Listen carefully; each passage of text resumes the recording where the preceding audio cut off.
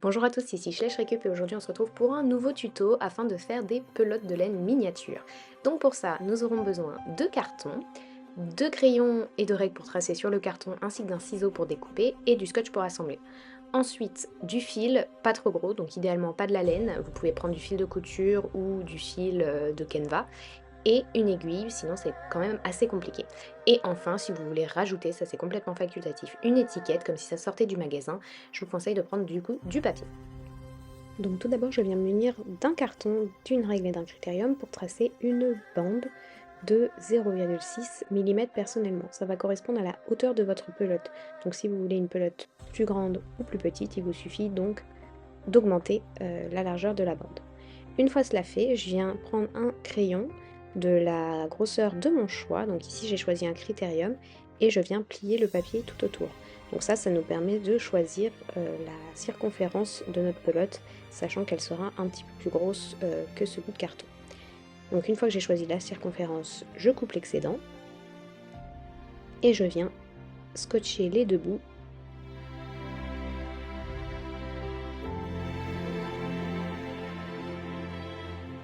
Une fois cela fait, je viens reprendre mon critérium pour remodeler un petit peu le carton, histoire de limiter au maximum les irrégularités dans la pelote. Ensuite, je viens prendre le fil de mon choix et je viens le passer comme ceci dans le squelette de notre pelote et faire un nœud. Donc je fais deux nœuds qui soient bien serrés et sur la tranche haute ou basse en fin de compte de notre squelette de pelote.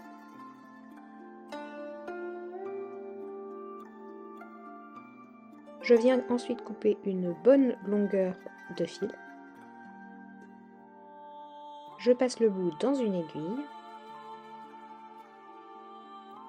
Je coupe ce qui dépasse au niveau du nœud et je vais venir passer mon aiguille à l'intérieur afin de tirer le nœud du côté intérieur du squelette de pelote pour pas qu'il se voie. Je viens ensuite recouvrir avec le fil tout le carton jusqu'à être satisfaite, donc jusqu'à ce que la pelote soit bien formée. Ça peut prendre 1 ou 2 tours selon l'épaisseur de votre fil et je fais bien attention à ce que les fils soient bien rangés à chaque fois comme vous pouvez le voir. Je vous passe cette étape un petit peu longue. Une fois que le rendu me plaît, je vais venir donc fermer la pelote. Pour ça, je prends un fil et je vais venir passer mon aiguille dedans et ensuite je vais piquer à l'intérieur de la pelote comme ceci pour pouvoir tout simplement faire en sorte que le fil tienne.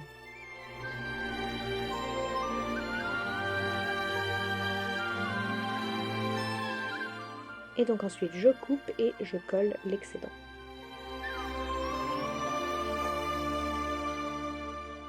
En soi, à cette étape, votre pelote est finie, mais moi personnellement, j'avais envie de lui rajouter une petite étiquette, vous savez, comme dans les magasins, quand on l'achète, donc c'est ce que je vais faire maintenant par la suite.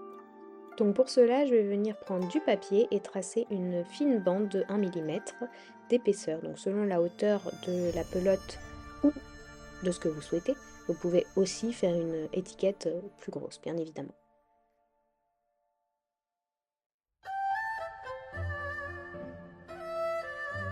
Je viens ensuite découper ma fine bande. Dans la foulée, je viens découper le logo que j'ai imprimé. Vous pouvez aussi le faire à la main si vous n'avez pas d'imprimante. On va maintenant venir assembler l'étiquette en collant le logo sur la bande. Donc, si comme moi, votre surface est à protéger, pensez à bien vous munir d'une feuille par exemple. Et donc, je vais venir coller le logo sur la bande comme ceci.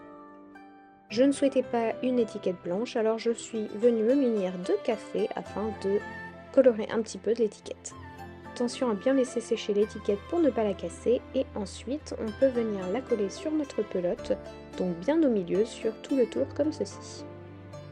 Après cette étape, notre pelote est terminée, je vous laisse avec le résultat et je vous dis à très bientôt dans une prochaine vidéo.